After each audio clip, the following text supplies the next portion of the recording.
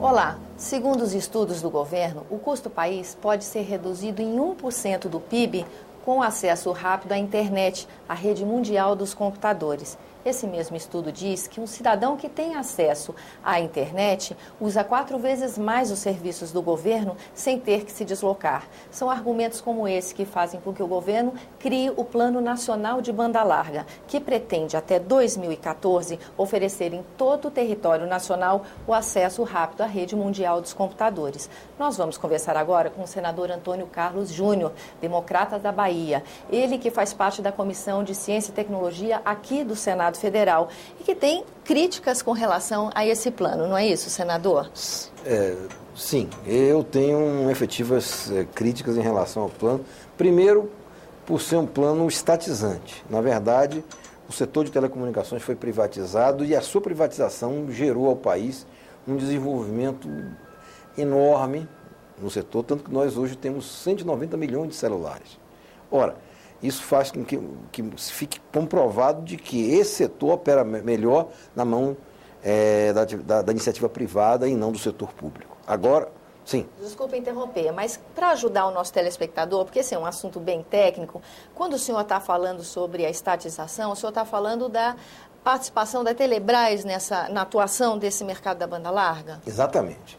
A Telebrás, se ela tem ativos, ou seja, ela tem rede de fibra ótica capaz de atingir todo o país, para que o serviço não seja estatizado no serviço público, ele deveria ser feito conveniado com as operadoras privadas, ficando para essas o que chamamos de última milha, que é a ligação entre a rede principal e o consumidor.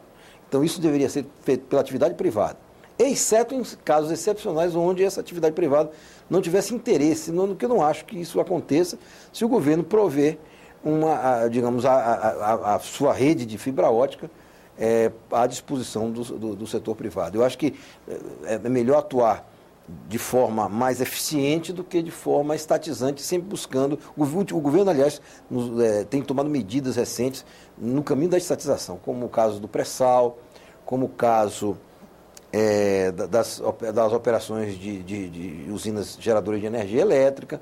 Então, a Telebrás é mais um exemplo de um movimento estatizante do governo. Mas, senador, quando os representantes do governo eles defendem essa ideia, eles falam, por exemplo, que a atuação das teles ela ainda não é suficiente para cobrir nem áreas mais densas, onde o uso de banda larga é maior, como em São Paulo, por exemplo, que há áreas que ainda não estão cobertas totalmente. Então, a atuação da Teles, ela não viria da Telebrás para corrigir esse tipo de problema? Como é que o senhor vê essa crítica? Eu digo que ela poderia ser complementar, ou seja, onde você não tivesse banda larga, o setor público poderia prover sua rede de fibra óticas para poder atingir todo o território nacional. E nesse ponto eu não faria nenhuma restrição, desde que a última milha, quer dizer, a ligação do consumidor com o operador fosse feita pelo setor privado.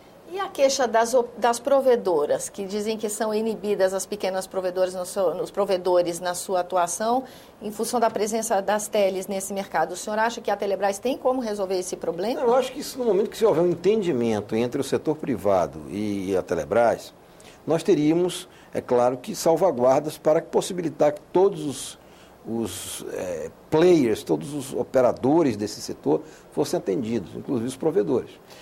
Nós já falamos sobre esse assunto em outra entrevista e até na abertura comentei o fato de que, em média, o brasileiro gasta 4,5% das suas finanças com serviço de telecomunicações, enquanto que em países desenvolvidos esse gasto é de 0,5% do orçamento do cidadão. Tem uma carga tributária que pesa no serviço de telecomunicações e é praticamente 50% do preço desse serviço, não é isso, senador?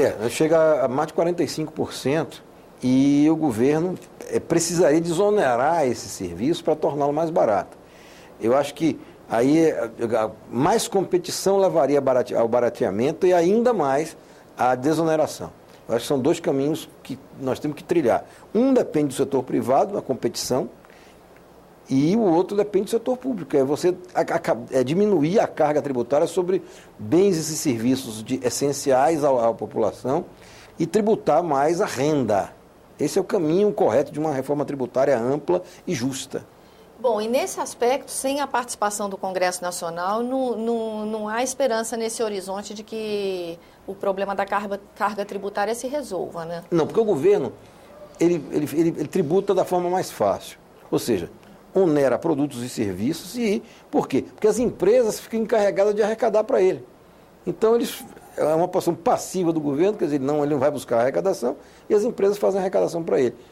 É um caminho curto, mas injusto. Por quê? Porque o tributo é pago na mesma intensidade pelo pobre e pelo rico. Então, na verdade, você não tem é um tributo disso. Injusto. Todo tributo sobre bens e serviços, em alta escala, ele é injusto. Então, é necessário que se reverta isso. Isso vai ser a longo prazo, eu sei que não é fácil se reverter a curto prazo, mas tem que se pensar num caminho que leve a uma tributação maior da renda e menor dos bens e serviços. Bom, nós estamos aí às vésperas de uma nova legislatura. O senhor acha que nós vamos ter ambiente no Congresso para uma reforma tributária? Depende muito da forma que o próximo governo chamar os estados e os municípios para a negociação. Bom, porque é uma negociação difícil, que a gente sabe, porque os interesses são divergentes, mas é preciso que haja um desarmamento de todos os estados e do próprio governo federal, que ninguém queira ganhar mais que o outro, e se chegue a um acordo para que haja compensações para quem eventualmente venha a perder em relação à posição atual. Porque aí haveria o desarmamento e então a conjugação de esforços, o encontro, digamos, a aproximação das maneiras de pensar de todos eles e que viabilizaria, então, a aprovação de uma reforma tributária. Fora disso, não há condição de aprovar a reforma tributária. O senhor acha que para o contribuinte há alguma perspectiva de que se reduza o número de impostos? Porque quando a gente fala em reforma tributária, sempre o que parece que está em destaque é a distribuição entre os entes federativos. É o mais importante. E não como é arrecadado. É o mais importante. Não interessa o número de impostos. O número de impostos é excessivo, mas a carga tributária é excessiva. A redução do número de impostos não levará necessariamente à redução da carga. Entendi. Então, o que é importante, distribuição entre os entes. O importante são duas coisas. Primeiro, a mudança paulatina da tributação dos bens e dos serviços, ou seja, do consumo para a tributação da renda. E a outra é exatamente uma redistribuição mais equitativa entre os entes federados. Agora, senador, voltando ao Plano Nacional de Banda Larga, né? Agora, no final de agosto, foram anunciadas as primeiras 100 cidades onde o plano vai ser implementado. Uma das críticas que a gente vê foram cidades como Campinas, Uberaba, quer dizer, são cidades mais densamente povoadas, onde a expectativa é que não fosse logo, fossem as primeiras, né? É um contrassenso. Nós deveríamos começar pelas menos desenvolvidas, para poder, inclusive, incentivar, para criar uma forma de incentivo para que o setor privado entrasse junto com o setor público. Se nós vamos disputar com o setor, quer dizer, o setor público vai disputar com o setor privado exatamente em cidades densamente povoadas, é um contrassenso total. Vai inibir investimentos das Com certeza, não tenha dúvida. Porque em vez de você incentivar a competição para baixar o preço, você vai entrar na competição, o setor privado não terá, obviamente, condições de concorrer no setor público. Então, isso haverá redução de investimento. Eu sou contrário a essa posição. Eu acho que nós deveríamos começar pelas cidades de menor densidade e as cidades mais longínquas, onde o alcance é mais difícil, para poder exatamente incentivar a iniciativa privada a entrar também nessas regiões. Agora, quando a gente fala num plano como esse, em novas tecnologias, de implementação de novas tecnologias, a gente acaba esbarrando também na questão da infraestrutura, né, senador? São sempre dois desafios, parece, que o país tem para se desenvolver, a questão tributária e a questão da infraestrutura, não é isso? A infraestrutura é um gargalo, assim, enorme, que inibe os investimentos. Olha, nós não temos condições de crescer a taxas mais elevadas do que as previsões que nós temos para o ano que vem, por exemplo, de 4,5%, porque, ou seja, a voltar ao nível histórico antes da crise. Por quê? Porque nós não temos infraestrutura capaz de nos possibilitar crescimentos mais altos.